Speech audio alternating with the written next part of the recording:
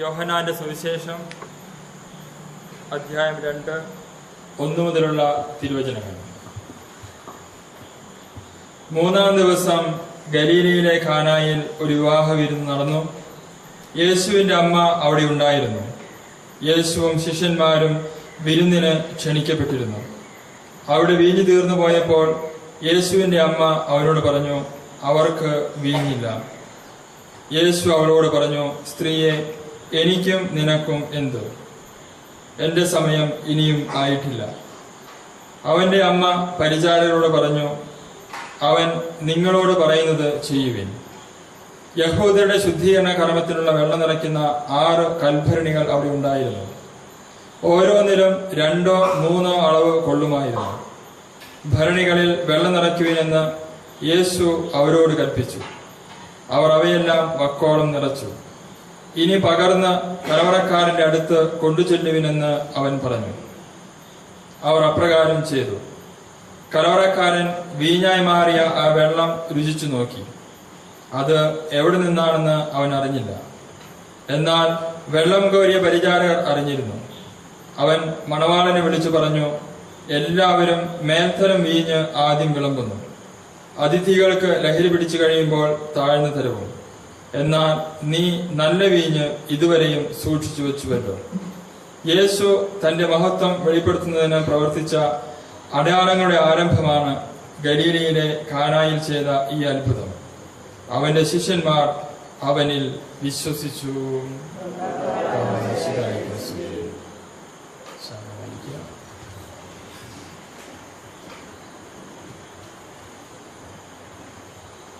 ദിവികാരണീശോയ്ക്ക് ഏറ്റവും പ്രിയം നിറഞ്ഞവരെ,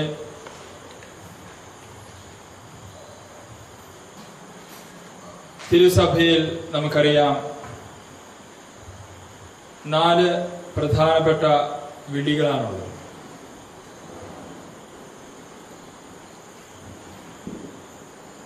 വിവാഹത്തിലേക്ക് ദൈവം, കുടുംബജീവിതത്തിലേക്ക് ദൈവം നമ്മെ ക്ഷണിക്കുന്നുണ്ട്. രണ്ടാമതായി പൗരോഹിത്യത്തിലേക്ക് ദൈവം വിളിക്കുന്നുണ്ട്. സന്യാസത്തിലേക്ക് ദൈവം വിളിക്കുന്നുണ്ട്. അതുപോലെ ഏകസ്ഥ ജീവിതം നയിക്കുന്നതിന് വേണ്ടിയും ദൈവം വിളിക്കുന്നുണ്ട്. ഈ 4 ദൈവവിളികൾ സ്വീകരിക്കുമ്പോൾ യഥാർത്ഥ ലക്ഷ്യമെന്ന് പറയുന്നത് സ്വർഗത്തിൽ എത്തിച്ചേരുക എന്നുള്ളതാണ്.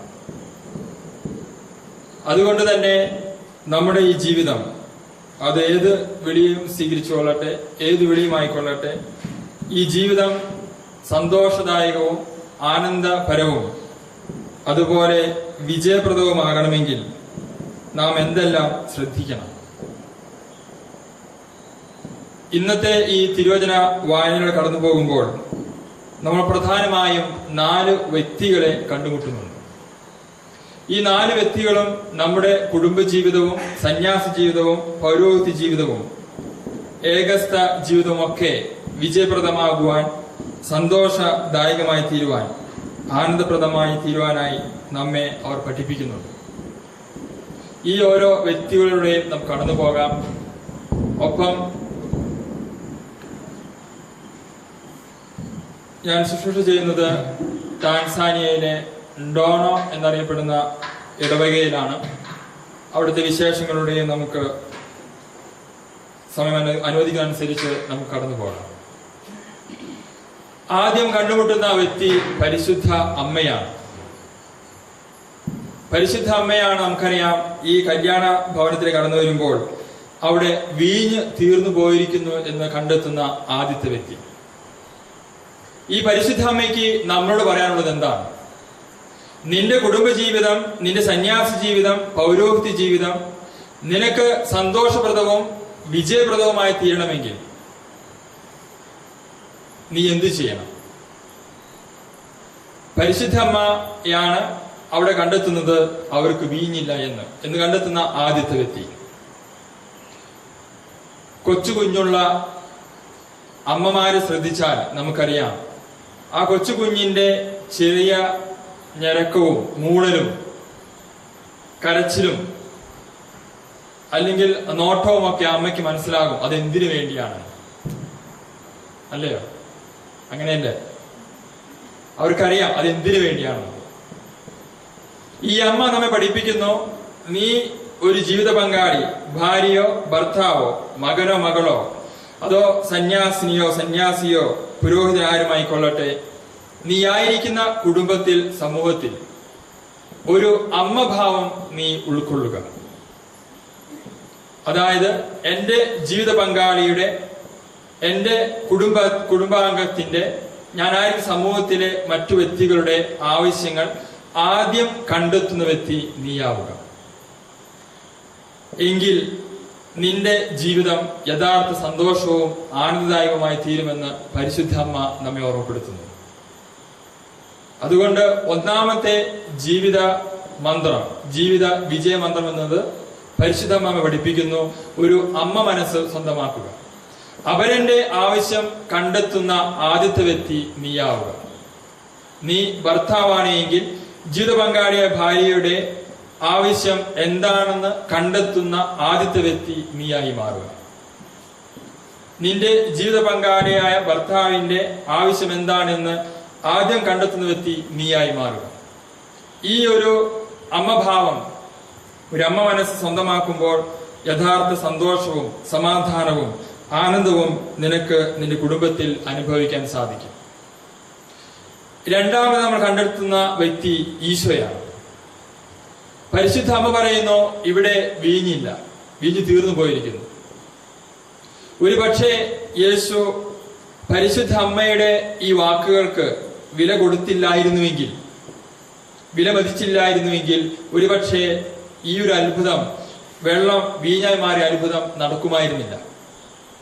ഇതിലൂടെ ക്രിസ്തു നമ്മെ പഠിപ്പിക്കുന്നു, നിന്റെ കുടുംബം യഥാർത്ഥ സന്തോഷവും സമാധാനവും വിജയവും കണ്ടെത്തണമോ എങ്കിൽ നിന്റെ മാതാപിതാക്കളുടെ, മുതിർന്നവരുടെ വാക്കുകൾക്ക് നീ വില കൊടുക്കുക.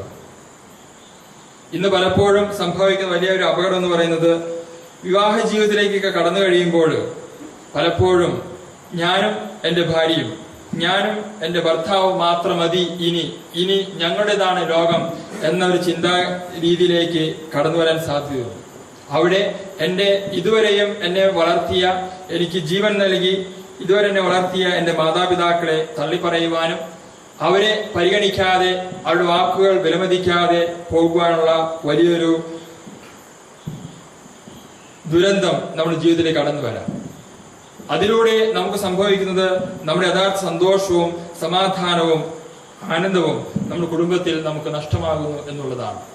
അതുകൊണ്ട് യേശു നമ്മെ പഠിപ്പിക്കുന്നു, നിന്റെ ജീവിതത്തിൽ യഥാർത്ഥ സന്തോഷ സമാധാനം കണ്ടെത്തണമോ എങ്കിൽ നിന്റെ മാതാപിതാക്കളെ നീ ബഹുമാനിക്കുക. നിന്റെ മാതാപിതാക്കളുടെ വാക്കുകൾക്ക് നീ വില കൊടുക്കുക. മുതിർന്നവരെ നീ ബഹുമാനിക്കുക. അത് പൗരോഹിത്യ ജീവിതത്തിലായാലും സന്യാസ ജീവിതത്തിലായാലും മുതിർന്നവരായ സുപ്പീരിയേഴ്സ് അനുസരിക്കുവാനും അവരുടെ വാക്കുകൾ വിലമതിക്കുവാനുമായി നീ സമയം കണ്ടെത്തുക. അവിടെയാണ് യഥാർത്ഥ സമാധാനവും സന്തോഷവും ജീവിതത്തിലുള്ള വിജയവും നിനക്ക് കണ്ടെത്താനാവുക. മൂന്നാമതായി നമ്മൾ കണ്ടെത്തുന്ന വ്യക്തികൾ പരിചാരകരാണ്. ഈ പരിചാരകരെ സംബന്ധിച്ചിടത്തോളം ഈ കലവറക്കാരൻ ചോദിക്കുന്നുണ്ട് ഇങ്ങനെ, അതായത് ഈ വെള്ളത്തെ ആരാണ് വീഞ്ഞാക്കി മാറ്റിയത്? വചനം പറയുന്നു, അത് എവിടെ നിന്നാണെന്ന് അവൻ അറിഞ്ഞില്ല, പക്ഷേ പരിചാരകർ അറിഞ്ഞിരുന്നു. പരിചാരകർക്ക് വേണമെങ്കിൽ പറയാമായിരുന്നു, ഈ വെള്ളം ഇതിൽ നിറച്ചത് ഞങ്ങളാണ്, അതുകൊണ്ട് തന്നെ ഈ വെള്ളം വീഞ്ഞായി മാറിയതും ഞങ്ങളിലൂടെയാണ് എന്നവർ പറയാമായിരുന്നു. പക്ഷേ വചനം പറയുന്നു, അവർക്കറിയാമായിരുന്നു ഇതെങ്ങനെ വീഞ്ഞായി മാറിയെന്ന്. അതായത് ക്രിസ്തുവാണ് ഈ വെള്ളത്തെ വീഞ്ഞാക്കി മാറ്റിയതെന്ന് അവർ തിരിച്ചറിഞ്ഞു. നിന്റെ കുടുംബജീവിതം യഥാർത്ഥ സന്തോഷവും സമാധാനവും നിറഞ്ഞതാകണമെങ്കിൽ ക്രിസ്തു നമ്മെ പഠിപ്പിക്കുന്നു, നിന്റെ ജീവിതത്തിന്റെ ഓരോ നിമിഷവും ദൈവത്തിന്റെ കരം കണ്ടെത്തുവാൻ നീ ശ്രമിക്കുക. ഞാനാണ് ജോലി ചെയ്യുന്നതെങ്കിലും എനിക്ക് യഥാർത്ഥത്തിലുള്ള ഫലം നൽകുന്നത് നിന്റെ ദൈവമാണ്. എന്റെ അധ്വാനവും എന്റെ സമയവും എന്റെ ആരോഗ്യവും എന്റെ ഈ ജോലിയിൽ എന്റെ ഈ കാര്യങ്ങൾ ഉണ്ടാകാം എങ്കിലും അതിന് യഥാർത്ഥ ഫലം നൽകുന്നത് ദൈവമാണ്. ഈ ഒരു ജീവിത മന്ത്രം നമുക്ക് സ്വീകരിക്കാം. ജീവിതത്തിന്റെ എല്ലാ നിമിഷങ്ങളിലും ദൈവത്തിന്റെ കരം കാണുക. 3 കാര്യങ്ങൾ ഇപ്പോൾ നമ്മൾ കണ്ടു കഴിഞ്ഞു. പരിശുദ്ധമാവ് നമ്മെ പഠിപ്പിക്കുന്നു, ഒരു അമ്മ മനസ്സ് നീ സ്വന്തമാക്കുക, നിന്റെ കുടുംബാംഗങ്ങളുടെ ആവശ്യങ്ങൾ കണ്ടെത്തുന്ന ആദ്യത്തെ വ്യക്തി നീയായി മാറുക, അതിനായി പരിശ്രമിക്കുക. 2, ഈശോ നമ്മെ പഠിപ്പിക്കുന്നു, മാതാപിതാക്കളെ, മുതിർന്നവരെ ബഹുമാനിക്കുക, അവരുടെ വാക്കുകൾക്ക് നീ വില കൊടുക്കുക, അവരെ ബഹുമാനിക്കുക. 3, പരിചാരകൻ നമ്മളോട് പറയുന്നു, നിന്റെ ജീവിതത്തിലെ ഓരോ നിമിഷത്തിലും ദൈവത്തിന്റെ കരം കണ്ടെത്തുവാൻ, ദൈവത്തിന്റെ മനസ്സ് കണ്ടെത്തുവാൻ നീ പരിശ്രമിക്കുക. 4ാമത് നമ്മൾ കണ്ടെത്തുന്ന വ്യക്തി കലവറക്കാരനാണ്. അദ്ദേഹത്തിന്റെ വാക്കുകൾ ശ്രദ്ധിക്കുക. അദ്ദേഹം മണവാളനോട് പറയുന്നത് ഇങ്ങനെയാണ്: സാധാരണഗതിയിൽ ആളുകൾക്ക് നല്ല വീഞ്ഞ് നൽകുന്നു, അവർ ലഹരി പിടിച്ചു കഴിയുമ്പോൾ താഴ്ന്ന തരും. എന്നാൽ ഇതുവരെയും നീ നല്ല വീഞ്ഞ് സൂക്ഷിച്ചു വെച്ചുവല്ലോ. നമ്മൾ ആദ്യം നോക്കുമ്പോൾ ഈ വചനത്തിലൂടെ ഒരുപക്ഷെ അവനെ ഒന്ന് കളിയാക്കി സംസാരിക്കുന്നത് പോലെ നമുക്ക് തോന്നിയേക്കാം. പക്ഷേ നമ്മൾ ഒന്നുകൂടി ധ്യാനിക്കുമ്പോൾ മനസ്സിലാകും, ഈ വചനങ്ങൾ അവനോടുള്ള അഭിനന്ദനത്തിന്റെ വാക്കുകളാണ്. സാധാരണഗതിയിൽ ഇങ്ങനെയാണ് ചെയ്യുന്നത്, പക്ഷെ നീ ഇതുവരെയും നല്ല വീഞ്ഞ് സൂക്ഷിച്ചു വെച്ചുവല്ലോ, ഇത് നിനക്കുള്ള എന്റെ അഭിനന്ദനമാണ്. ഈ കലവറക്കാരൻ നമ്മെ പഠിപ്പിക്കുന്നത്, നിന്റെ കുടുംബജീവിതം യഥാർത്ഥ സന്തോഷദായകവും സമാധാനപരവും വിജയപ്രദവുമായി തീരണമെങ്കിൽ നിന്റെ കുടുംബാംഗങ്ങളിൽ കണ്ടുമുട്ടുന്ന നന്മകൾ മനസ്സിലാക്കുവാനും അവയെ പ്രോത്സാഹിപ്പിക്കാനുമായി നീ സമയം കണ്ടെത്തുക. നിന്റെ ജീവിത പങ്കാളി നല്ല ഭക്ഷണം പാകം ചെയ്യുമ്പോൾ, ഒരു നല്ല കാര്യം ചെയ്യുമ്പോൾ അത് തിരിച്ചറിയാനും പ്രോത്സാഹിപ്പിക്കുവാനുമായി നീ സമയം കണ്ടെത്തുക. അപ്പോൾ യഥാർത്ഥ സന്തോഷവും സമാധാനവും നിനക്ക് നിന്റെ കുടുംബത്തിൽ അനുഭവിക്കാൻ സാധിക്കും. ഈ 4 ഭാഗങ്ങളോട് നീ കടന്നു പോകുമ്പോൾ സംഭവിക്കുന്ന മറ്റൊരു അത്ഭുതം എന്ന് പറയുന്നത്, ഇവിടെ നമ്മൾ കണ്ടുമുട്ടുന്നു, ശിഷ്യന്മാർ അവനിൽ വിശ്വസിച്ചു. ശിഷ്യന്മാർ വിശ്വാസ ജീവിതത്തിലേക്ക് വളരുകയാണ്. ജീവിത പങ്കാളികൾ ഈ ഒരു മനോതലത്തിലൂടെ കടന്നു പോകുമ്പോൾ ലഭിക്കുന്ന വലിയൊരു അനുഗ്രഹം എന്ന് പറയുന്നത്, മക്കൾ വിശ്വാസ ജീവിതത്തിൽ വളരുന്നു, തഴച്ചു വളരുന്നു എന്നുള്ളതാണ്. നിന്റെ ജീവിതം യഥാർത്ഥ സന്തോഷദായകവും സമാധാനപൂർണവും വിജയപ്രദവുമായി തീരണമെങ്കിൽ 5 ജീവിത വിജയ മന്ത്രങ്ങളാണ് തിരുസഭ ഇന്ന് നമുക്ക് നൽകുന്നത്. 1, പരിശുദ്ധമാമ പഠിപ്പിക്കുന്നു, ഒരു അമ്മ മനസ്സ് സ്വന്തമാക്കുക, അവരുടെ കുടുംബാംഗങ്ങളുടെ സമൂഹത്തിലുള്ള വ്യക്തികളുടെ ആവശ്യങ്ങൾ കണ്ടെത്തുന്ന ആദ്യത്തെ വ്യക്തി നീയായി മാറുക, അവയ്ക്ക് അതിനായി പരിശ്രമിക്കുക. 2, ഈശോ നമ്മെ പഠിപ്പിക്കുന്നു, മുതിർന്നവരുടെ വാക്കുകൾക്ക് നീ വില കൊടുക്കുക, നിന്റെ മാതാപിതാക്കളെ നീ ബഹുമാനിക്കുക, മുതിർന്നവരുടെ വാക്കുകൾ വില കൊടുക്കുക, അവയുടെ നിർവഹണത്തിനായി നീ പരിശ്രമിക്കുക. 3, പരിചാരകർ നമ്മളോട് പറയുന്നു, നിന്റെ ജീവിതത്തിലെ ഓരോ നിമിഷത്തിലും ദൈവത്തിന്റെ കരം കണ്ടെത്തുക, നിന്റെ വിജയം, സന്തോഷം ഏതെല്ലാം മേഖലയുടെ എല്ലായിടത്തും ദൈവത്തിന്റെ കരം നീ കണ്ടുമുട്ടുക. 4, കലവറക്കാരൻ നമ്മളോട് പറയുന്നു, കുടുംബാംഗങ്ങളിൽ കാണുന്ന നന്മകൾ കണ്ടെത്തുവാനും തിരിച്ചറിയുവാനും അവരെ പ്രോത്സാഹിപ്പിക്കുവാനുമായി നീ സമയം കണ്ടെത്തുക. ഇതിന്റെ എല്ലാം ഫലമായി ദൈവം നമുക്ക് നൽകുന്നു, നമ്മുടെ തലമുറകളെ വിശ്വാസത്തിൽ കെട്ടുറപ്പുള്ളതാക്കി തീർക്കുകയും ചെയ്യുന്നു. പ്രിയ മാതാപിതാക്കളെ, സഹോദരന്മാരെ, ഞങ്ങൾ ശുശ്രൂഷ ചെയ്യുന്ന ആഫ്രിക്കയിൽ, പ്രത്യേകിച്ച് ഞാൻ ജോലി ചെയ്യുന്ന, സേവനം അനുഷ്ഠിക്കുന്ന ഇടവക, ഡോണോ ഇടവക, ഒരു മെയിൻ പള്ളിയും ഇതിനൊരു 35ഓളം സബ് പള്ളികളാണുള്ളത്. ചെറിയ ചെറിയ കപ്പേടകൾ പോലെ. ഏറ്റവും ദൂരെ കൂടുതലുള്ള പള്ളി 41 കിലോമീറ്റർ അകലെയാണ്. ഞങ്ങൾ 3 അച്ഛന്മാരാണ് സേവനം അനുഷ്ഠിക്കുന്നത്. ഞങ്ങളുടെ പ്രധാന ദൗത്യം എന്ന് പറയുന്നത്, പ്രത്യേകിച്ച് ഈ ഇടവകയിലുള്ള 987 അധികം വരുന്ന കുടുംബങ്ങളെ യഥാർത്ഥ വിശ്വാസ ചൈതന്യത്തിൽ നിലനിർത്തുവാനായിട്ട് അവരെ സഹായിക്കുക എന്നുള്ളതാണ്. പലപ്പോഴും വൈദികരുടെ അഭാവം മൂലം ഈ പള്ളിക്ക് ചുറ്റുമുള്ള വ്യക്തികൾക്ക് അല്ലെങ്കിൽ കുടുംബങ്ങൾക്ക് കൂദാശകളുടെ സ്വീകരണത്തിനും അതുപോലെ പള്ളി സംബന്ധമായ കാര്യങ്ങൾക്കും ഒക്കെ ഒത്തിരിയേറെ തടസ്സങ്ങൾ ഉണ്ടായിരുന്ന ഒരു കാലഘട്ടമുണ്ട്. ഇതിനൊക്കെ അവരെ സഹായിക്കുന്നതിന് വേണ്ടിയിട്ടാണ് ഞങ്ങൾ എത്തിച്ചേർന്നതും ഞങ്ങളുടെ പ്രധാന പരിശ്രമവും അതിനുവേണ്ടി തന്നെയാണ്. 2 മാസത്തിനു കൂടുമ്പോഴേക്കൊക്കെ ഒരു കുർബാനയെങ്കിലും അവിടെ എത്തിക്കുവാനായിട്ടുള്ള പരിശ്രമം ഞങ്ങൾ ചെയ്യുന്നു. വലിയ തിരുനാളുകൾ അടുക്കുമ്പോൾ 2 ദിവസം കൂടുന്ന അല്ലെങ്കിൽ 2 ദിവസം ശനി ഞായർ എന്നീ ദിനങ്ങളിൽ ധ്യാന പരിപാടികൾ ഞങ്ങൾ അവിടെ അറേഞ്ച് ചെയ്യുന്നു. ഞങ്ങൾ വൈദികർ മിഷൻ സ്റ്റേഷനിൽ ചെന്ന് കാറ്റഗിസ്റ്റുമാരായിരിക്കും പഠിപ്പിക്കുന്നത്. ഞങ്ങൾ ചെല്ലുന്ന ദിവസങ്ങളിൽ കുദാശകൾ, പ്രത്യേകിച്ച് കുംഭസാരം എന്ന കുദാശ, വിശുദ്ധ കുർബാന, അതുപോലെ വചന പ്രഘോഷണം, ഇങ്ങനെ 3 പ്രധാനപ്പെട്ട മേഖലകളിലൂടെ ഞങ്ങൾ കടന്നു പോകുന്നു, അവരെ സഹായിക്കുന്നു. അതുപോലെ പ്രത്യേകിച്ച് ഞങ്ങളുടെ ഇടവക ഒരു പാവപ്പെട്ട ഇടവകയാണ്. വിശ്വാസ മേഖലയിലും സാമ്പത്തിക മേഖലയിലും ഒക്കെ പാവപ്പെട്ടവരാണ്.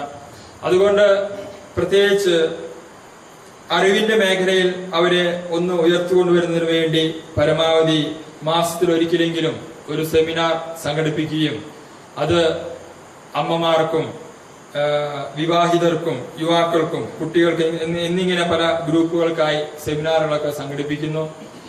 അതിന് കൂടുതൽ അംഗസംഖ്യ കൂട്ടുന്നതിന് വേണ്ടി പലപ്പോഴും പണ്ട് ചെയ്തിരുന്നത് അവർ വരുമ്പോൾ അവർ ഭക്ഷണം കൊണ്ടുവരണം അല്ലെങ്കിൽ ഭക്ഷണത്തിനുള്ള സാധനം കൊണ്ടുവരണം എന്നൊക്കെ ഉണ്ടായിരുന്നു. നമ്മളതെല്ലാം മാറ്റി പള്ളിയിൽ നിന്നും ഇടവയിൽ നിന്നും തന്നെ ഭക്ഷണമെല്ലാം കൊടുക്കും എന്ന് അവർക്ക് വാഗ്ദാനം കൊടുക്കുകയും അങ്ങനെ ഒത്തിരി ജനം കൂടി വരികയും ചെയ്യുന്നു. ഇത്ര നാള് ഞായറാഴ്ചകളിലൊക്കെ ഒരു കുർബാനയാണ് ഉണ്ടായിരുന്നത്. അതിപ്പോൾ 3 കുർബാനയായിട്ട് മാറുകയുണ്ടായി. ജനം കൂടുതൽ വിശ്വാസത്തിലേക്ക് കടന്നു വരികയും വിശുദ്ധ കുർബാനയോടുള്ള സ്നേഹവും ഭക്തിയും ഒക്കെ വർദ്ധിക്കുകയും അതിനനുസരിച്ച് ആളുകളെ പ്രത്യേകിച്ച് പ്രധാന പ്രശ്നം എന്ന് പറയുന്നത് ജനത്തിന് കൃഷിയാണ് പ്രധാനപ്പെട്ടത്. എന്ത് കാര്യമുണ്ടെങ്കിലും ഏറ്റവും പ്രധാനപ്പെട്ടത് കൃഷിയാണ്. അത് കഴിഞ്ഞിട്ടേ ബാക്കി എന്തുമുള്ളൂ. ഞങ്ങളുടെ ജനത്തെ ഒരു വിശ്വാസത്തിലേക്ക് കൊണ്ടുവരിക ഈ പരിശുദ്ധ അമ്മ നമ്മൾ പഠിപ്പിക്കുന്നത് പോലെ അമ്മ പറയുന്നത് എന്താണ്? അമ്മ കണ്ടെത്തുകയാണ് ഇവിടെ വീഞ്ഞില്ല എന്ന്. തിരിച്ചറിയുകയാണ് അമ്മ. അത് ആരോടാണ് ഞാൻ പറയേണ്ടത്? അത് ക്രിസ്തുവിനോടാണ് പറയേണ്ടത്. തിരിച്ചറിഞ്ഞുകൊണ്ട് ക്രിസ്തുവിനോട് തന്നെയാണ് പരിശുദ്ധ അമ്മ പറയുന്നത് അവർക്ക് വീഞ്ഞില്ല എന്ന്. ഞങ്ങളുടെ ജനത്തെയും ഞങ്ങളെ പഠിപ്പിക്കാൻ ശ്രമിക്കുന്നതും ഇത് തന്നെയാണ്. ഇവരെ സംബന്ധിച്ചിടത്തോളം ജീവിതത്തിൽ ദുഃഖമുണ്ടാകുമ്പോൾ അവർ മദ്യപാനത്തിലേക്കും മറ്റു കാര്യങ്ങളിലേക്കും പോകുന്നു. അതല്ല, സാമ്പത്തികമായിട്ടുള്ള മേഖലകളിൽ തകർച്ച ഉണ്ടാകുമ്പോൾ അവര് പരമാവധി കൃഷി തന്നെയാണ് ഞങ്ങൾക്ക് പ്രധാനപ്പെട്ടത്, അല്ലെങ്കിൽ ജോലിയാണ് പ്രധാനപ്പെട്ടത്, ആ മേഖലയിലേക്ക് പോകുന്നു. എന്നാൽ പ്രാർത്ഥിക്കുവാനോ പള്ളിയിൽ വരുവാനോ കുദാശകൾ സ്വീകരിക്കുവാനോ വിശ്വാസത്തിൽ വളരണമെന്നോ ഒരു ചിന്ത അവർക്ക് വരുന്നില്ല. പരിശുദ്ധമ പഠിപ്പിക്കുന്നത് നിന്റെ ജീവിതത്തിന്റെ അസ്വസ്ഥതകളിൽ ആകൃതികളിൽ നീ പറയേണ്ടവരോട് പറയുക. അത് ക്രിസ്തുവാണ് കേൾക്കേണ്ട വ്യക്തി. ഈ ഒരു ഭാവത്തിലേക്ക് ഞങ്ങളുടെ ജനത്തെ നയിക്കുവാനുള്ള പരിശ്രമങ്ങൾ ഞങ്ങൾ നടത്തുന്നു. ഞങ്ങൾക്ക് ഈ MCB സഭയ്ക്ക് 4 ഇടവകകളാണ് ടാൻസാനിയയിലുള്ളത്. അതിൽ മക്കക്കോൾ എന്നറിയപ്പെടുന്ന ഇടവകയിലാണ് ആ രൂപതയിൽ വെച്ച് ആദ്യമായി നൈറ്റ് വിജിൽ, ഇതുപോലെയുള്ള നൈറ്റ് വിജിൽ ആദ്യമായി തുടങ്ങിയത് ആ ഇടവകയിലാണ്. അതിന്നും സജീവമായി നടക്കുന്നു. ജനത്തെ കൂടുതൽ പഠിപ്പിക്കുകയാണ്.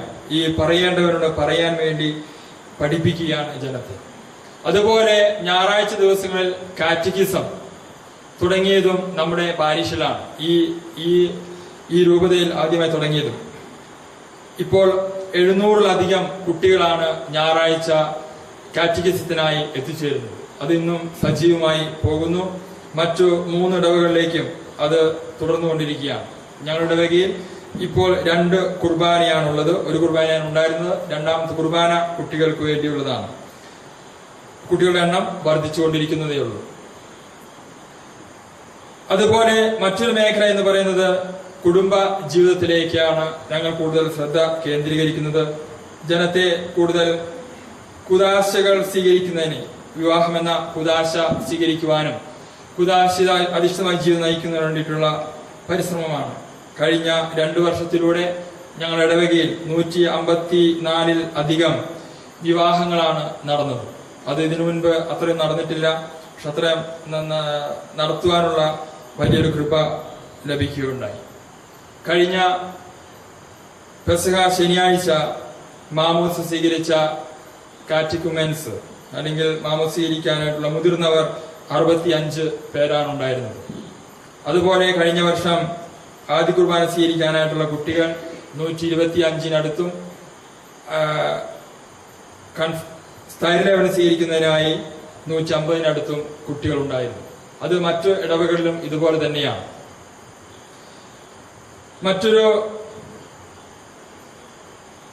ഞങ്ങൾ തുടങ്ങിയിരിക്കുന്ന മറ്റൊരു പ്രവർത്തന മേഖല എന്ന് പറയുന്നത് ദിവ്യകാരുണ്യ സമൂഹങ്ങളാണ്. അത് ഇവിടങ്ങളിലൊക്കെ ആണെങ്കിൽ ചെറിയ സമൂഹങ്ങൾ, പരസ്പരം സഹായിക്കുന്ന സമൂഹങ്ങൾ എന്നതുപോലെ അവിടെ ഞങ്ങൾ തുടങ്ങിയിരിക്കുന്നത് വിശുദ്ധ കുർബാനയുടെ സമൂഹങ്ങൾ എന്ന പേരിലാണ്. അതിലൂടെ കണ്ടെത്തുന്നത് ഇങ്ങനെയാണ്: എൻ്റെ അയൽവക്കക്കാരന്, അയൽ കുടുംബത്തിന് എന്ത് കുറവുണ്ടോ ആ കുറവുകൾ നികത്തുവാനായി ഞങ്ങൾ എല്ലാവരും ഒത്തുചേർന്ന് അവരെ സഹായിക്കുന്നു. അത് നമ്മൾ തുടങ്ങി ഒരു 5ഓളം സമൂഹങ്ങൾ ഇപ്പോഴുണ്ട്. അത് ശക്തി പ്രാപിച്ചുകൊണ്ടിരിക്കുകയും അതിലേക്കുള്ള അംഗങ്ങളുടെ എണ്ണം വർദ്ധിച്ചുകൊണ്ടിരിക്കുകയും ചെയ്യുന്നു. ഒത്തിരിയേറെ കാര്യങ്ങൾ ചെയ്യുവാനുണ്ട്. പ്രത്യേകിച്ച് ഞങ്ങളായിരിക്കുന്ന ഇടവകയിൽ വെള്ളത്തിന് കുറച്ച് ബുദ്ധിമുട്ടുകളൊക്കെ ഉണ്ട്. പക്ഷേ അതൊക്കെ നികത്തി കൊണ്ടുപോകാനുള്ള വഴികൾ തെളിഞ്ഞു വരുന്നുണ്ട്. ഞങ്ങൾ മഴവെള്ളം ശേഖരിച്ചാണ് കുടിക്കാനും കുളിക്കാനും മറ്റാവശ്യങ്ങൾക്കൊക്കെ ഉപയോഗിക്കുന്നത്. പ്രത്യേകിച്ച് സെമിനാറിനൊക്കെ വരുന്ന ആളുകൾക്ക് വെള്ളത്തിന് ബുദ്ധിമുട്ടുള്ളത് കൊണ്ടും ഇങ്ങനെ മഴവെള്ളം ശേഖരിച്ചൊക്കെയാണ് ഞങ്ങളുടെ ഇടവകയിൽ ചെയ്യുന്നത്. മറ്റിടവകയിൽ വെള്ളത്തിന് സൗകര്യമൊക്കെ ഉണ്ട് എങ്കിലും. അതുകൊണ്ട് പ്രത്യേകമായി നിങ്ങളുടെ പ്രാർത്ഥനകൾ ഞങ്ങൾ ചോദിക്കുകയാണ്. ഇന്ന് നമ്മൾ വചനത്തിൽ കണ്ടുമുട്ടിയ ഈ 4 വ്യക്തികളിലൂടെ ദൈവം നമുക്ക് നൽകുന്ന സന്ദേശം നമുക്ക് സ്വീകരിക്കാം. പ്രത്യേകിച്ച് നമ്മുടെ കുടുംബങ്ങൾക്ക് വേണ്ടി പ്രാർത്ഥിക്കാം, നമ്മുടെ കുടുംബത്തിന് വേണ്ടി പ്രാർത്ഥിക്കാം. യഥാർത്ഥ വിശ്വാസത്തിലും യഥാർത്ഥ സ്നേഹത്തിലും സമാധാനത്തിലും ഐക്യത്തിലും ജീവിക്കാൻ വേണ്ടി നമുക്ക് പ്രാർത്ഥിക്കാം. അതുപോലെ ഞങ്ങളുടെ ടാൻസാനിയ മിഷന് വേണ്ടി പ്രത്യേകം പ്രാർത്ഥിക്കുക. ജനത്തെ കൂടുതൽ വിശ്വാസത്തിലേക്കും സ്നേഹത്തിലേക്കും ഐക്യത്തിലേക്കും വളർത്തിക്കൊണ്ടുവരുവാൻ ഞങ്ങളെ ശക്തരാക്കണമേ എന്ന് പ്രത്യേകം പ്രാർത്ഥിക്കുക. പ്രാർത്ഥിക്കേണ്ടതുണ്ട്, പ്രാർത്ഥിക്കുവാനും അതുപോലെ എല്ലാ നിമിഷങ്ങളിലും ദൈവത്തിന്റെ കരം കണ്ടെത്തുവാനുമായി ജനത്തെ സജ്ജമാക്കാനുള്ള ഒരു ഉത്തരവാദിത്വം ഞങ്ങൾക്കുണ്ട്. ഈ ഉത്തരവാദിത്വം നന്നായി ചെയ്യുവാനുള്ള കൃപയ്ക്ക് വേണ്ടി പ്രത്യേകം പ്രാർത്ഥിക്കണമെന്ന് ഞങ്ങൾ അപേക്ഷിക്കുന്നു. ദിവികാരനീശോ നമ്മെ ഓരോരുത്തരെയും സമൃദ്ധമായി അനുഗ്രഹിക്കട്ടെ.